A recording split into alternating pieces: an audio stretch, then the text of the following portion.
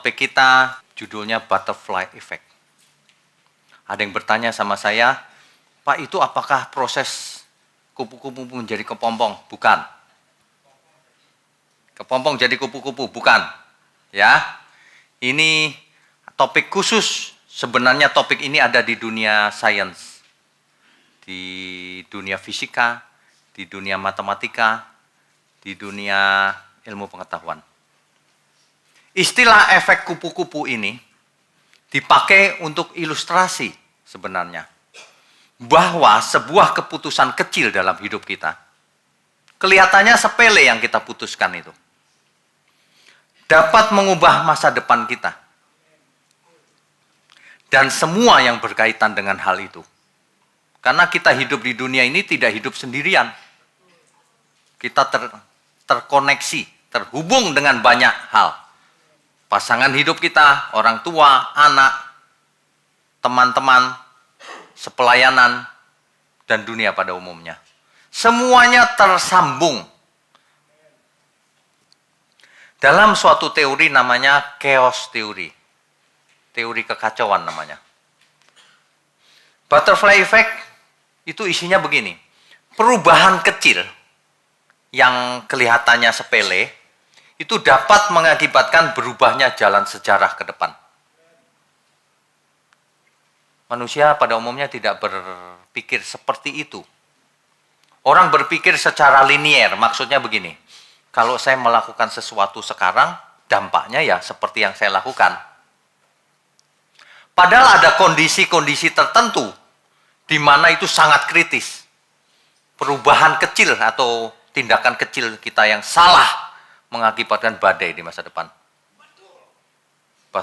Masa depan kita bisa kacau balau. Nah, ini yang mesti kita pelajari dengan butterfly effect. Perubahan kecil saja bisa berdampak secara non-linear, bahasa teknisnya, pada suatu lingkungan yang saling terkait satu sama lain, pada suatu lingkungan yang kompleks. Kita tahu bahwa dunia kita itu sederhana atau kompleks? Kompleks. Karena terdiri dari manusia-manusia yang kompleks. Pribadi manusia itu kompleks. Sulit dipelajari. Diri sendiri aja kadang tidak mengerti. Kenapa aku melakukan hal itu dulu ya? Aku dalam kebodohan ketika itu. Dampaknya hari ini. Banyak orang yang membayar harga terlalu mahal hari ini. Karena dia menabur angin di masa lalu. Menuai badai hari ini. Ya. Nah, istilah efek kupu-kupu ini sebenarnya dipakai oleh seorang pencetusnya pertama kali, namanya Edward Norton Lawrence. Dia mengamati ada suatu fenomena ganjil di mana kupu-kupu banyak sekali berterbangan secara tidak wajar menuju hutan belantara di Brasil sana, jauh banget ya. Hutan belantara. Dia tidak mengerti mengapa itu terjadi. Ternyata berbulan-bulan kemudian terjadi badai. Tornado. Terjadi badai di Texas, Amerika Serikat. Ini kelihatannya nggak masuk akal ya. Apa ya hubungannya kupu-kupu kok sama badai di tempat lain. Tentu saja kepakan kupu-kupu nggak bisa menyebabkan badai secara langsung. Tapi kalau secara tidak langsung, ilustrasi itu berguna.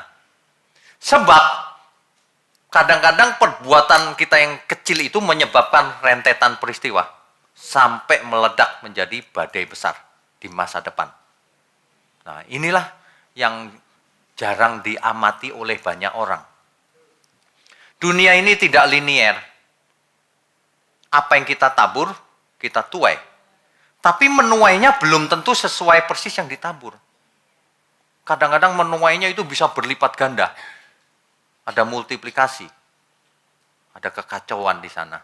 Sebenarnya bukan kekacauan sih, semuanya bisa dijelaskan. Ya. Nah, intinya begini. Dalam kalimat lain ya. Ini memang agak lebay sih. Kepakan kupu-kupu di Jakarta menyebabkan badai di Bali. Enggak mungkin, Pak. Ya kita juga tahu enggak mungkin. Tapi yang pelajaran yang mau kita petik adalah kepakan kupu-kupu itu men-trigger sesuatu. Membuat angin kecil dalam kondisi tertentu, perubahan atau perbuatan kita yang kelihatannya kecil itu, ternyata membuat peristiwa yang merambat kemana-mana dan menyebabkan badai besar. Nah, Bapak Ibu mungkin masih agak bingung, itulah pengantar dari teori chaos atau butterfly effect. Sebenarnya dunia ini terjadi, ada hukum kausalitas. Sebab, akibat. Cuma masalahnya kadang-kadang, tidak selalu. Sebab menyebabkan akibatnya itu badai. Barang siapa menabur angin, dia menuai badai. Banyak orang kalau mendengar seminar-seminar seperti ini, kok nggak pakai Alkitab? Capek deh. Bapak Ibu perlu tahu, kebenaran itu ada di mana-mana. Tuhan ciptakan segala sesuatunya dengan wahyunya.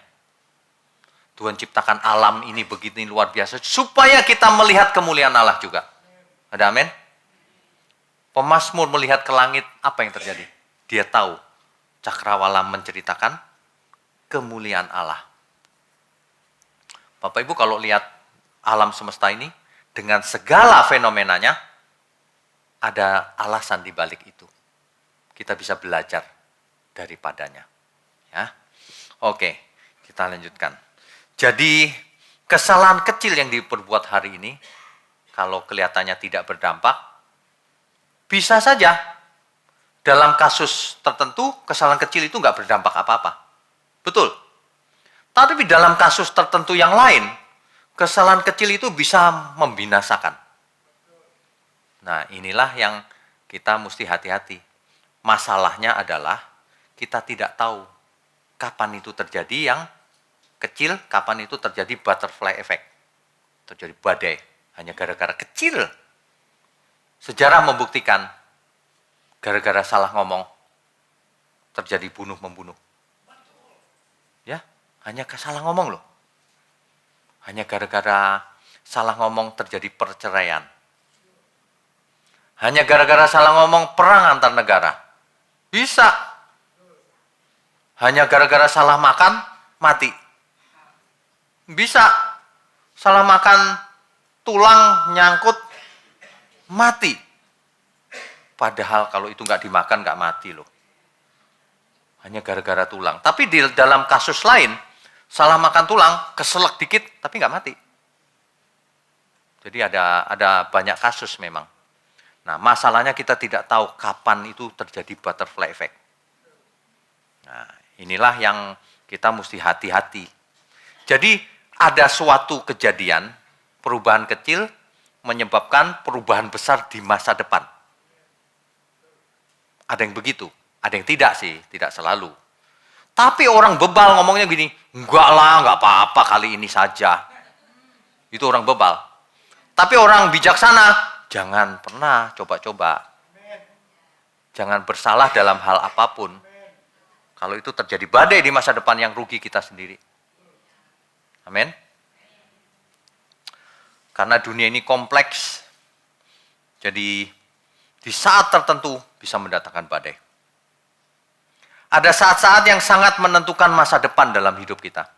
Bapak Ibu kalau perhatikan momentum-momentum yang terjadi dalam hidup kita ya, kita ingat dulu. Kok saya bisa menikah sama dia ya? Itu ada momentum di situ. Ada momentum tertentu. Kalau seandainya momentum itu Bapak Ibu tidak pilih pasangan hidup yang sekarang, hari ini nggak ada. Hari ini nggak ada bukan? Hari ini ceritanya akan sangat berbeda. Nah, gara-gara itu Pak, saya salah pilih berondong itu Pak. Jadi hari ini aku sengsara Pak. Nah, itu jadi badai itu. Gara-gara salah melirik dia. Cuma gara-gara salah melirik, maka ada lanjutannya sampai nikah. Tapi ada kasus lain lagi. Karena badai itu tidak harus negatif. Gara-gara keputusan saya yang kecil itu Pak, saya kenal Yesus sekarang. Bisa juga. Ada orang yang tidak kenal Tuhan Yesus. Gara-gara melirik seorang wanita, ternyata diajak ke gereja. dia kenal Tuhan.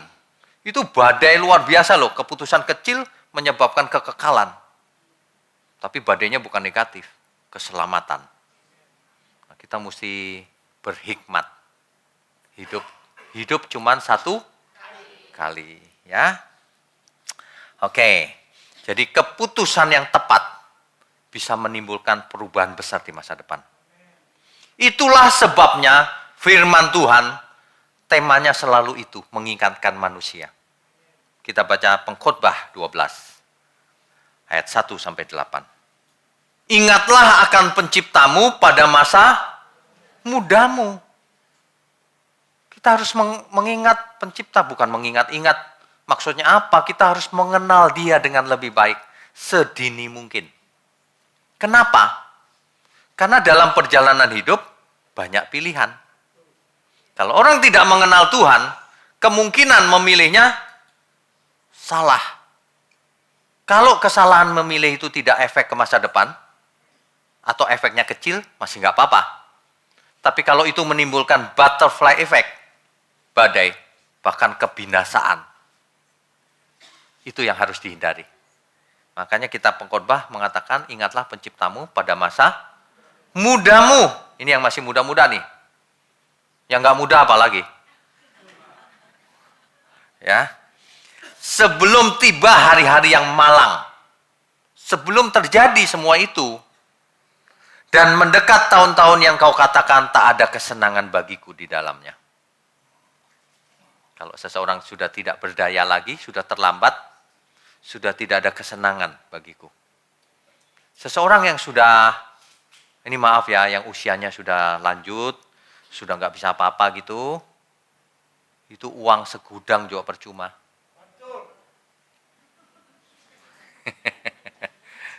Iya, uang berapapun disuruh pergi ke Bali, jalan-jalan Pak, nggak bisa, kakiku sakit.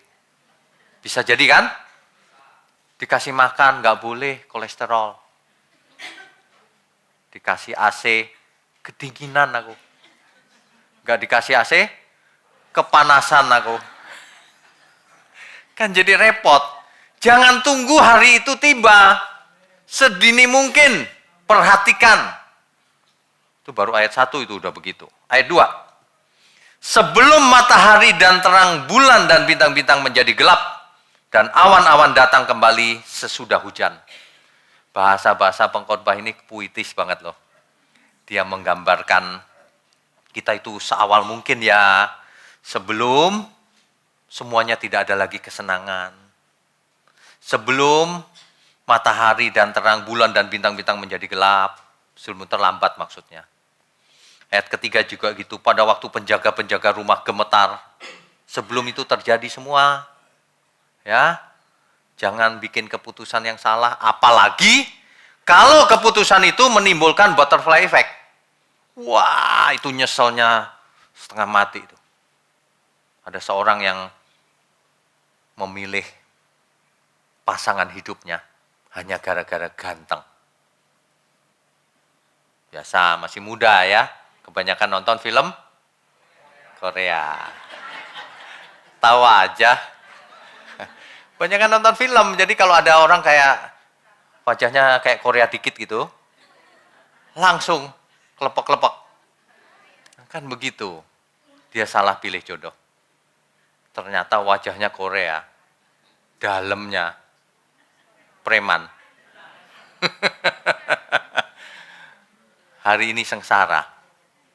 Sengsara, ada banyak kejadian seperti itu. Ya, oke, kita baca ayat berikutnya, itu kalau kita baca sampai akhir ya, sama saja. Bahkan di ayat ke-8, kesia-siaan atas kesia-siaan, kata Pengkhotbah, segala sesuatu adalah sia-sia. Kalau baca ayat, jangan berhenti di satu ayat ya. Sebab kalau berhenti di satu ayat, segala sesuatu sia-sia, ya hidupku sia-sia. Loh kan salah kesimpulan itu. Segala sesuatu sia-sia kalau tidak ditaklukkan kehadirat Tuhan. Kalau tidak dipersembahkan kehadirat Tuhan. Sia-sia semua itu. Yang nulis kitab Pengkhotbah siapa? Kemungkinan, karena sangat berhikmat kan. Salomo seorang apa? Kaya raya. Raja. Kalau ngomong soal kekayaan dan soal duniawi, dia yang punya. Istrinya berapa? Simpanannya, gundiknya 300. 700 tambah 300 sama dengan ceceng. Jadi jangan ngomong, jangan bangga poligami. Salomo 1000. Soal kekayaan, Salomo punya kerajaan. Soal terkenal, Salomo sangat terkenal. Nomor 1 di Israel. Soal gantengnya, Salomo sangat ganteng. Sehingga ratu dari Ethiopia, hitam manis, jauh-jauh datang pengen lihat Salomo. Tapi Salomo menulis. Kemungkinan kalau ini penulisnya Salomo ya. Segala sesuatu sia-sia. Manusia yang tidak berhikmat lebih parah lagi. Apa saja yang diperbuatnya salah. Sudah salah, kena butterfly effect. Hancur hidupnya. Hidupnya hancur. Kita baca Efesus 5 ayat 15. Karena itu, perhatikanlah dengan seksama. Bagaimana kamu hidup? Dengan saksama itu artinya setiap saat loh. Tidak boleh begini. Ini hari Minggu tuh aku mesti hati-hati. Hidup kudus. Hari Senin bebas. Bukan begitu maksudnya. Perhatikan dengan seksama bagaimana kita berkebiasaan hidup. Biasanya apa yang kita lakukan setiap hari. Biasanya kalau aku diserempet orang bagaimana? Perhatikan itu. Hati-hati ya. Dan pergunakanlah waktu yang ada karena hari-hari ini adalah jahat. Hati-hati. Alkitab penuh dengan tema-tema seperti ini. Penuh dengan tema-tema seperti ini. 1 Petrus 5 ayat 8. Sadarlah dan berjaga-jagalah. Lawanmu si iblis berjalan keliling sama seperti singa yang mengaum-ngaum dan mencari orang yang dapat ditelannya. Kadang-kadang ya, iblis itu menginginkan kita bikin salah sedikit. Tapi efeknya besar. Bapak Ibu tahu nggak? Ini diulang-ulang ilustrasi ini. Monyet itu pegangan di pohon yang tinggi itu, kalau anginnya kenceng-kenceng dia. Tapi kalau anginnya pelan, terus dikasih AC sedikit. Bluk, jatuh dia mati. Hanya gara-gara ngantuk sebentar. Betul ya? Waduh, ini bahaya loh. Satu lagi kita baca, Efesus 4 ayat 27. Dan janganlah beri kesempatan kepada iblis. Jangan beri kesempatan sedikit pun. Saya kasih contoh ya. Bapak-bapak suka begini. Bukan semua bapak-bapak sih, bukan. Ada yang begini. Kadang-kadang suka melihat sesuatu yang tidak pantas dilihat. Gak apa-apalah sedikit-sedikit. Sedikit itu efeknya besar loh. Itu besar efeknya. Tiap pagi lari pagi bersama tetangga. Lama-lama lari agak sore. Lama-lama melarikan diri. Gara-gara hal kecil itu, udah gak usah coba-coba, jangan beri kesempatan pada iblis. Orang suka begitu sih. Gak apa-apa lah Pak, ini cuma sedikit. Gak apa-apa lah sekali-sekali. Kita kan manusia. Alasan melulu. Hari ini mau disadarkan ada suatu efek, butterfly effect. Kalau kondisi itu pas, waduh, berlipat ganda dampaknya. Dampaknya itu merubah masa depan. Ya. Kita itu dianugerahi Tuhan itu sudah cukup sebenarnya. Apa saja ada pada kita. Kita sudah diampuni dosa kita. Kita sudah diberi Roh Kudus yang memimpin kita, menyertai kita, menghibur, memberi kekuatan. Kita diberi firman, supaya kita belajar pada firman itu. Sebab firman itulah yang menyelamatkan, yang mengubah pikiran, yang mengubah hidup kita, yang mengubah perasaan kita. Tapi banyak orang tidak mau belajar.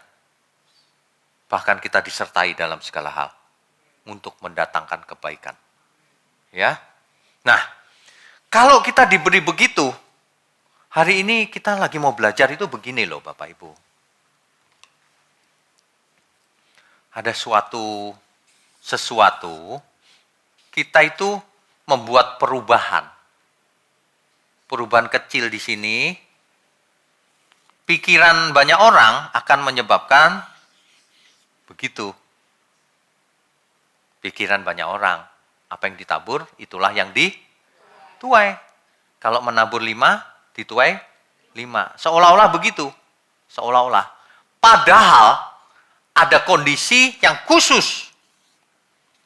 Di mana segini, di sininya segini. Dampaknya.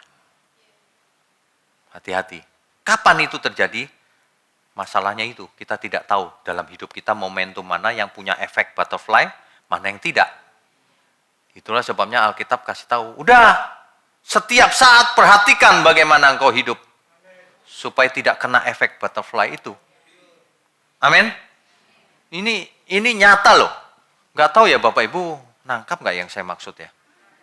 Nangkap ya? Sebab saya sudah berusaha kasih ilustrasi. Dulu ada film. Ini film. Judulnya Butterfly Effect. Jadi, tapi bukan saya niru film loh ya. Nggak ada hubungan. Film itu ceritanya beda. Tapi boleh buat ilustrasi. Ada satu film, dikisahkan seseorang tiba-tiba bangun, dia nggak tahu dia ada di mana. Dia lihat, kok banyak suster. Dia lihat, kok ada banyak dokter. Dia gerakkan tangannya, kok nggak bisa bergerak. Kok sakit semua badan. Dia tahu, istrinya sudah tiada. Anak-anaknya semua sudah tiada. Tinggal dia sendiri, lumpuh lagi. Dia bingung apa yang terjadi sebenarnya. Kok jadi begini hidup? Tahu nggak Bapak Ibu? Berapa bulan sebelumnya, dia sedang nyetir sama anak istrinya. Happy dong, jalan-jalan keluar kota. Hari itu pas di tikungan itu, dia bercanda, cuma berapa detik. Cuma berapa detik dia menoleh. Dari ujung sana truk belok. Jadilah dia bangun di situ. Semua sudah tiada. Istrinya mati, anak-anaknya mati. Semua habis, dia pun lumpuh. Masa depan dia berubah drastis. Hanya gara-gara noleh berapa detik. Nangkap maksud saya enggak? Hati-hati, jangan suka noleh. Iya, ini bukan soal nyetir. Noleh itu kan ilustrasi. Jangan suka noleh, biar berapa detik sekalipun. Kalau itu pas di tikungan, berapa detik itu menyebabkan masa depan kita berubah.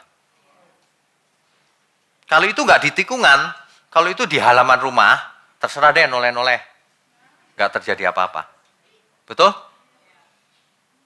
Ini salah satu cerita butterfly effect. Lalu dia berandai-andai. Seandainya aku nggak noleh ya hari itu ya. Iya, seandainya dia nggak noleh, apa yang terjadi? Nggak, masih ada semuanya. Anak, istri, dan sebagainya. Itu badai loh. Itu badai. Nggak ada hubungan Pak dengan keselamatan. Oh ada. Kalau dia belum bertobat, seandainya dia tidak noleh, lalu dia suatu hari ketemu hamba Tuhan yang baik, lalu dia bertobat, kan selamat. Betul nggak? Makanya jangan buru-buru mati. Banyak orang buru-buru mati sih pengennya. Tapi nggak modal apa-apa. Mau ketemu Tuhan lagi. Memang Tuhan mau ketemu situ. Ya, kita harus mempersoalkan diri, harus berkenan. Amin ya. Contoh kedua. Banyak orang begini, ini bukan menyinggung siapa-siapa loh ya. Minta maaf sebenarnya. Tapi ini ilustrasi apa adanya. Banyak orang begini, kenapa ya aku kanker stadium 4 ya? Kok tiba-tiba ya? Itu enggak tiba-tiba. Itu menabur lemak di masa lalu. Menabur hal-hal yang menyebabkan kanker. Terjadi badai di tubuh kita. Kanker.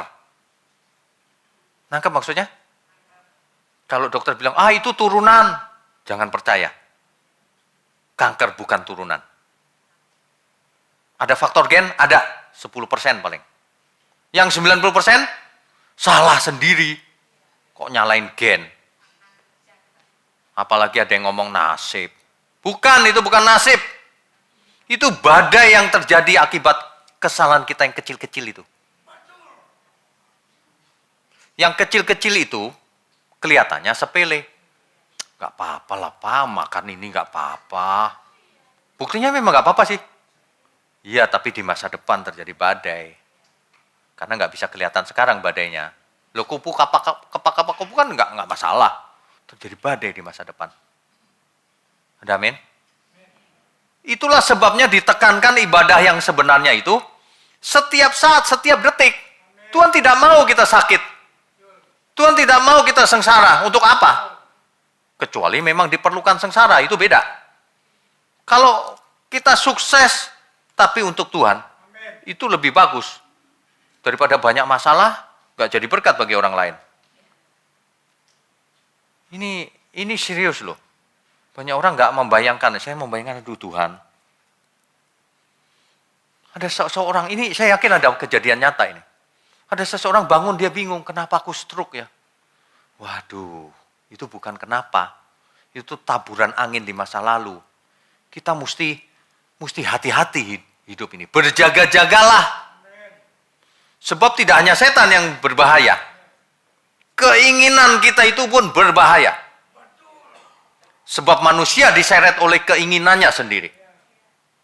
Dan kalau keinginan itu dibuahi terus, ia melahirkan dosa. Dan kalau dosa itu lama-lama matang, ia melahirkan maut, binasa. Binasa. Banyak orang tidak menghayati realitas ini. Banyak orang nggak menghayati. Makanya tidak dapat pencerahan-pencerahan tertentu. Gara-gara ingin tahu seorang remaja. Seorang remaja ingin tahu, ingin coba-coba. Dari kampung ke kota. Lalu dia coba-coba melakukan itu. Berapa tahun kemudian, dia kena HIV, AIDS. Umur 27 tahun, dia mati. Padahal belum kenal Tuhan. Coba kalau dia nggak pengen tahu. Ngapain pengen tahu yang tidak-tidak? Dan dia hari ini masih hidup, tentu dia kenal Tuhan. Jadi efeknya ke keselamatan ada? Ada, sangat ada. Apapun perbuatan kecil kita, ada efek di kekekalan. Sebab apa yang kau ikat di bumi, terikat di surga. Apa yang kau lepaskan di bumi, terlepas di surga. Itu artinya, apapun yang kita lakukan, ada dampak di kekekalan. Amin ya? Itu artinya. Nah, gara-gara menganggap enteng kebenaran di masa depan, nggak mengerti, jiwanya nggak berubah, menyesal kemudian tidak berguna.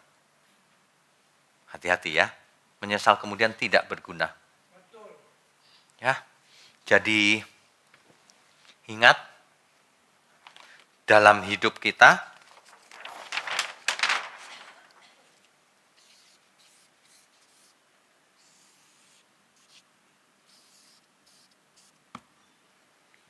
Dalam hidup kita menuju akhirnya mati, bukan? Di dalam hidup ini tentu ada momentum-momentum, kejadian-kejadian tertentu. Ingat, kalau terjadi apa-apa, respon kita menentukan. Jangan sampai kita meresponi salah, terjadi badai di sini. Kalau di sini masih mending. Di sini ada orang yang suka begini. Sudah tahu pacaran itu harus seiman. Nanti aku menangkan dia, Pak. Lu menangkan bagaimana? Di awal aja udah kalah. Mau menangkan. Di awal aja udah kalah.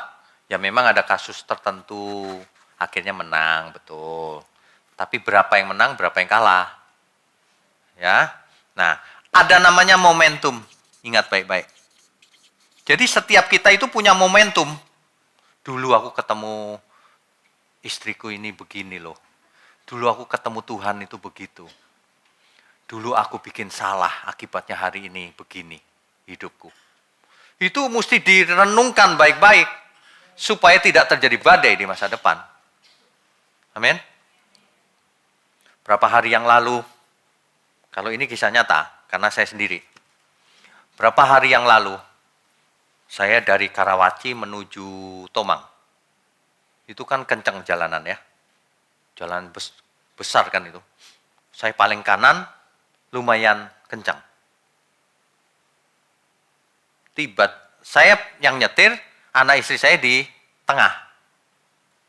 Anak saya masih kecil kan, di tengah. Dia tiba-tiba di depan saya ngerem sekenceng-kencengnya.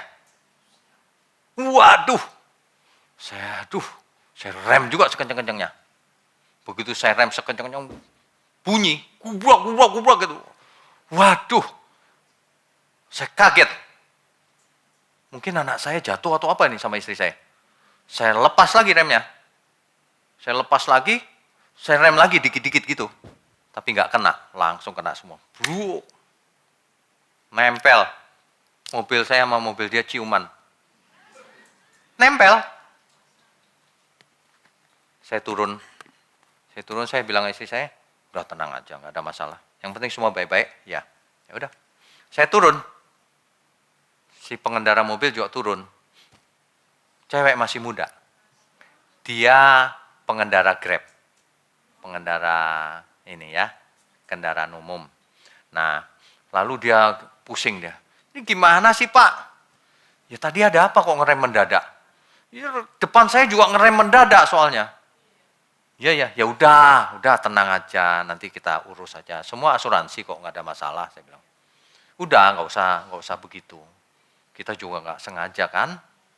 Ya tapi asuransi lama Pak ini gitu. Bagaimana saya tahu nanti asuransi? Kalau Bapak lari bagaimana? Saya nggak mungkin lari, ini KTP saya. Saya minta pertanggungan jawab, tanggungan maksudnya. Ini uang saya, nih kamu mau berapa? Tanggungan, nanti saya kembaliin. Ya, udah pegang aja dulu, udah catat semua, udah pulang kita. Ya udah nanti saya urus ya asuransinya. Oke, telepon lagi dia. Pak, lama dong Pak kalau asuransi ini nih. Ya, jadi kamu maunya bagaimana? Saya lihat dia namanya nama Kristen.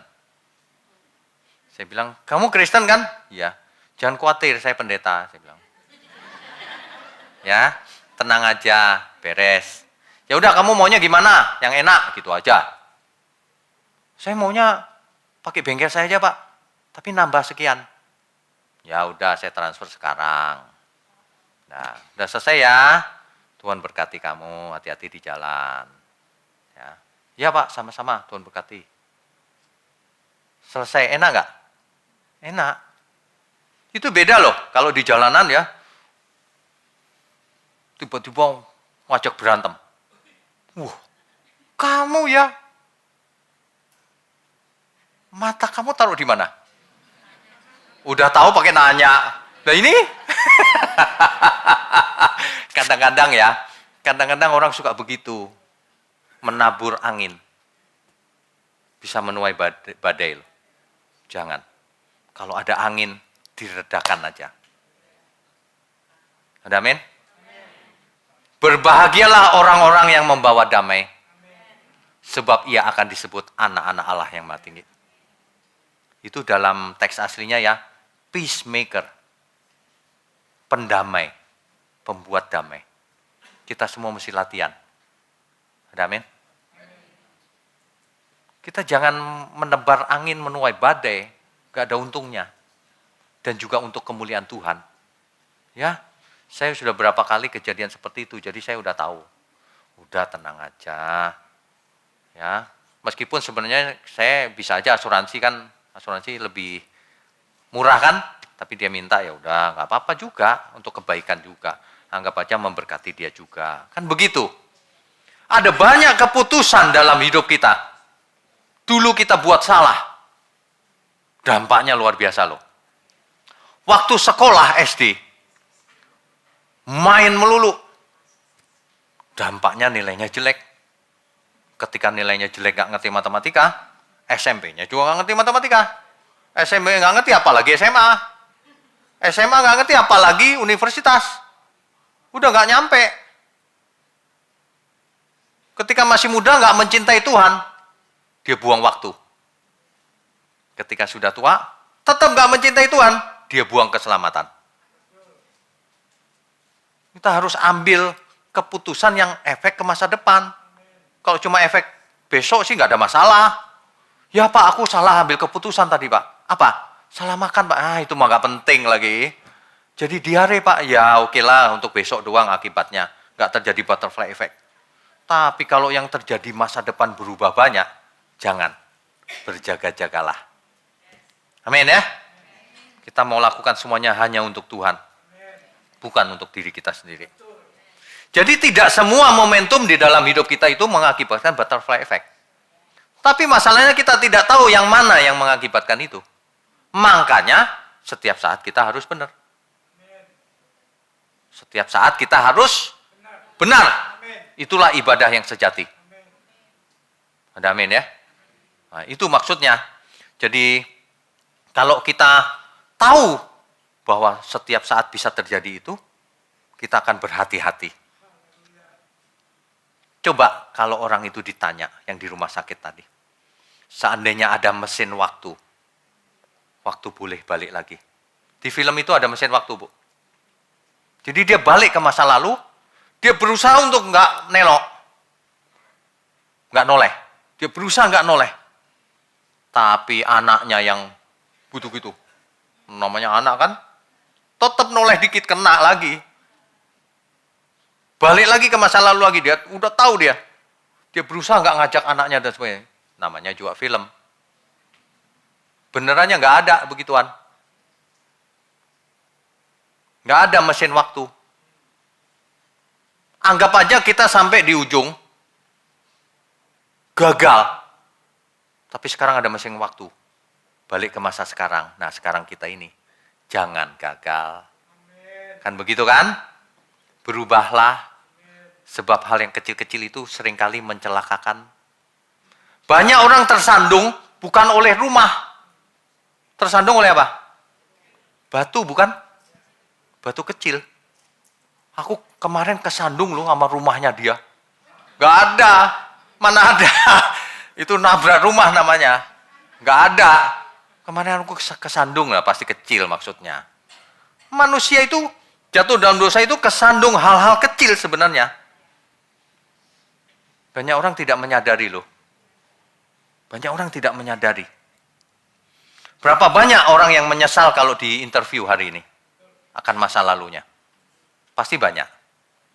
Ya, betul? Ada banyak orang agak terlambat. Tapi nggak apa-apa. Lebih baik terlambat daripada tidak. Bertobat sekarang juga. Akan lebih baik kalau pertobatannya itu di awal. Masih muda. Dampaknya akan hebat. Ya tapi saya udah terlambat, ya udah daripada gagal. Ayo berubah sekarang, masih ada waktu. Masih ada waktu. Jangan tunggu di pembaringan terakhir.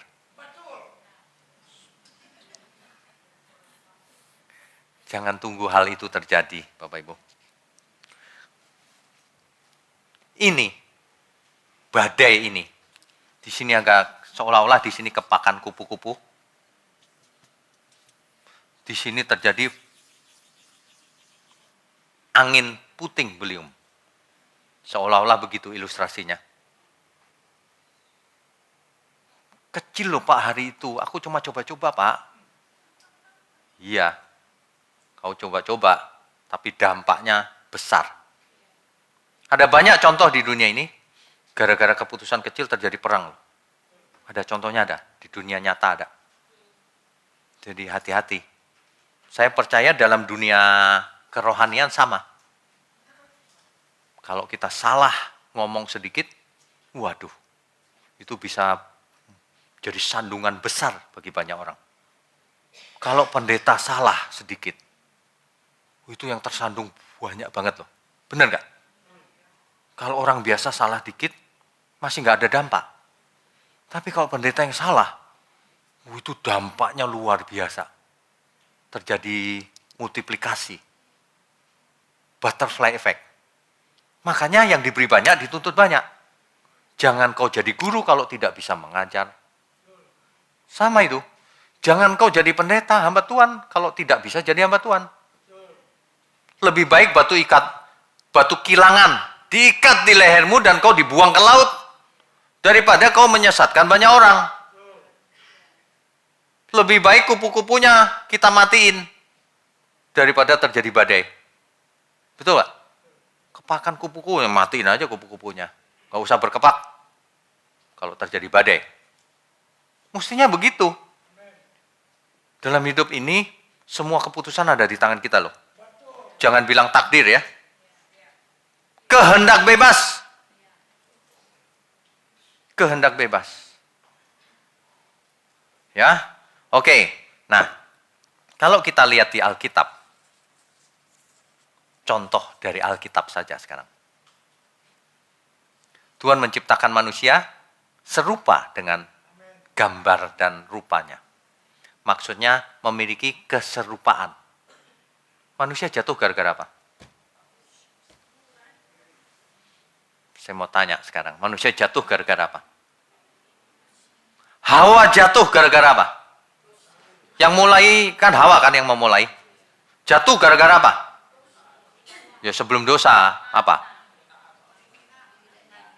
Sebelum keinginan? Belum sampai situ. Belum makan, masa tiba-tiba makan buah? Kenapa Hawa pakai chatting sama si ular? Itu kan keputusan kecil. Hawa tidak pernah membayangkan bahwa pembicaraan itu mengakibatkan kebinasaan. Pernah nggak bayangin? Nggak pernah.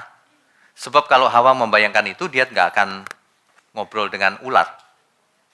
Enggak dong. Dia tidak pernah membayangkan, ngobrol sebentar nggak apa-apalah. Gara-gara itu, akhirnya dia makan buah itu. Gara-gara keputusan hanya mau ngobrol chatting sama si ular. Hanya gara-gara itu. Suaminya, Adam jatuh. Gara-gara apa? Mendengar suara istrinya. Kan itu cuma mendengar aja. Hal kecil sebenarnya, tapi itu hal besar. Menyebabkan keselamatan hilang. Menyebabkan badai kekacauan, badai dosa. Satu orang berbuat dosa, mengakibatkan seluruh dunia menanggung dosa juga. Betul nggak? Gara-gara Adam, satu orang. Seluruh dunia menanggung dosa. Seolah-olah tidak adil. Gara-gara kesalahan Adam seorang, menyebabkan badai dosa seluruh dunia. Seluruh umat manusia sepanjang zaman menanggung dosa Adam. Natur dosanya ditularkan oleh Adam. Makanya semua orang yang lahir punya natur dosa hari ini. Itu gara-gara perbuatan Adam. Seolah-olah tidak fair ya, tidak adil. Tapi Tuhan adil. Kenapa? Karena Alkitab berkata, gara-gara satu orang juga, seluruh dunia dihapus dosanya. Amin. Adil bukan? Adil. Jadi jangan khawatir, Tuhan itu adil. Ingat tuh, perbuatan kecil bisa menyebabkan kebinasaan. Kain. Gara-gara apa? Jatuh dalam dosa. Iri. Lalu panas hati. panas hati. Hari ini, kalau masih ada seseorang yang punya iri, bertobat sekarang. Bertobat sekarang. Sabar Pak. Harus banyak kehancuran gara-gara iri. Jangan pernah iri. Ya, iri itu nggak apa-apa lah, iri sedikit. Mulanya iri, lama-lama panas. Perhatikan orang-orang yang di medsos. Ngomongannya lama-lama makin panas. Bukan makin adem. Jadi kalau kita nggak baca medsos 1 bulan gitu ya, ketika kita baca orang itu ya, bukannya tetap makin panas. Makin panas. Dia sedang menabur angin. Kekekalan bisa hilang keselamatannya. Nah kalau makin lama makin seperti setan, ngerti nggak maksudnya? Makanya, udah deh, kuduslah kamu sebab aku kudus. Kita itu nggak punya pilihan lain. Jangan pernah salah dalam segala hal. Kalau mau hidup suci itu begitu. Jangan membayangkan yang enggak-enggak. Hidup suci itu tidak bersalah di hadapan Tuhan. Dalam segala hal. Dalam hal sekecil apapun. Ngomong, nulis, makan, minum, apapun. Bahkan ketika kita di pihak yang benar, ada orang yang di pihak yang salah, kita pun mengalah. Demi menyelamatkan dia juga. Kapan kita berbuat mujizat kalau enggak sekarang? Mujizat itu bukan sesuatu yang spektakuler, yang aneh-aneh, yang ajaib. Perbuatan kita itu mujizat kalau bisa mengasihi musuh. Ada amin? Kalau mengasihi saudara yang mengasihi kita, ya itu mah orang biasa. Tapi kalau bisa mengasihi musuh, sehingga musuh itu akhirnya selamat juga, berubah juga pikirannya, itu baru mujizat. Itu baru mujizat yang menyelamatkan. Kalau cuma mujizat, kanker sembuh, itu belum tentu menyelamatkan. Itu cuma menyelamatkan fisiknya sementara. Betul? Apakah kekekalan dia selamat? Belum tentu. Makanya buatlah mujizat-mujizat yang menyelamatkan banyak jiwa. Kalau ada orang butuh bantuan, bantu. Biar dia tahu perbuatan iman yang benar itu begitu. Bukan ngomong tok. Ya kan? Ada orang yang datang ke saya, Pak, saya nggak bisa makan, gimana nih Pak? Iya dong, bagaimana? Masa saya doakan. Nggak bisa makan, ya kasih duit beli makanan. Bapak Ibu jangan pernah berpikir gini, saya bukan pendeta, selamat, untung. Sama aja tuntutannya, betul nggak? Apalagi kalau Bapak Ibu dokter, yang diberi banyak dituntut banyak. Ada pasien datang, dok, saya nggak punya duit nih dok. Kalau nggak punya duit, suntikannya separuh. Mending ku suntik separuh, 1/4 mestinya. Wah, kalau ada dokter kayak gitu ke neraka dia. Betul nggak? Aduh, itu kalau ada pasien begitu itu kesempatan. Kesempatan kita untuk menabur. Supaya terjadi badai keselamatan di masa depan. Jangan terjadi badai kecelakaan, badai keselamatan. Hal yang kecil itu diperhitungkan Tuhan. Tuhan Yesus loh yang ngomong. Banyak orang nggak setuju begitu, Bu. Tapi ini kata-kata Tuhan Yesus. Apa yang kau lakukan terhadap yang hina ini, kau lakukan untukku. Kalau kau beri minum dia, kau beri minum aku berarti. Kalau kau kasih makan dia, kau kasih makan aku. Tuhan Yesus yang ngomong. Bertobat lagi. Jangan pelit. Orang yang pelit nggak bisa jadi berkat. Kalau memang kita nggak punya, jangan minder. Orang yang minder itu something wrong. Nggak punya ya sudah, nggak apa-apa. Nggak ngasih Pak, nggak apa-apa. Tapi yang punya jangan pelit. Amin ya? Ingat, butterfly effect. Kelihatannya kau pelit, enggak lah, cuma pelit sedikit. Sedikit. Coba pakai logika sederhana. Sedikit aja lu pelit. mau menyebabkan badai di surga, nggak mungkin. Sedikit aja pelit, Tuhan tolak nanti. Banyak orang pelit banget. Pelit itu berapa sih sebenarnya? Itu kecil loh, tapi menyebabkan badai di masa depan. Tuhan datang, aku tidak kenal kamu. Masa kamu mau selamat pelit gitu? Keselamatan memang harganya murah. Harga itu bukan soal duit loh ya, bukan. Perubahan dalam hidup kita. Ayo kita berubah. Sedikit, tapi terjadi perubahan besar di masa depan. Sebenarnya Alkitab itu menjelaskan efek ini, butterfly effect. Ya, nanti kita lihat di sesi 2 bahwa Alkitab itu menjelaskan itu. Cuma orang nggak menangkap. Ada kisah-kisah butterfly effect di Alkitab. Dan itu ayatnya eksplisit. Nanti kita lihat. Ya, judul ini bukan diada-adain. Saya lihat suatu fenomena di Alkitab itu memang begitu. Kesalahan banyak itu hal kecil kelihatannya. Padahal nggak kecil juga sih sebenarnya. Tuhan Yesus berkata begini, jangan seperti istri Lot. Suka noleh-noleh. Itu bayangkan, satu tolehan jadi tiang garam. Butterfly effect nggak? Ya kan? Seandainya dia nggak noleh, selamat. Hanya gara-gara noleh. Perhatikan dalam hidup kita. Mungkin dulu kita pernah noleh apa gitu. Dampaknya sampai hari ini. Bisa loh. Bisa. Saya nggak tahu apa, tapi masing-masing pasti ada pikiran, iya ya dulu begitu. Iya. Ya sudah, ke depan jangan noleh-noleh lagi. Kalau itu terjadinya dampaknya jelek, waduh, terlalu mahal biayanya. Sebaliknya, Alkitab berkata begini, kalau firman itu ditabur, dimengerti dengan benar, maka hidup orang itu berbuah-buah. Ada yang 100 kali, ada yang 60 kali, ada yang 30 kali. Bukankah itu badai? Firman kelihatannya kecil, kelihatannya.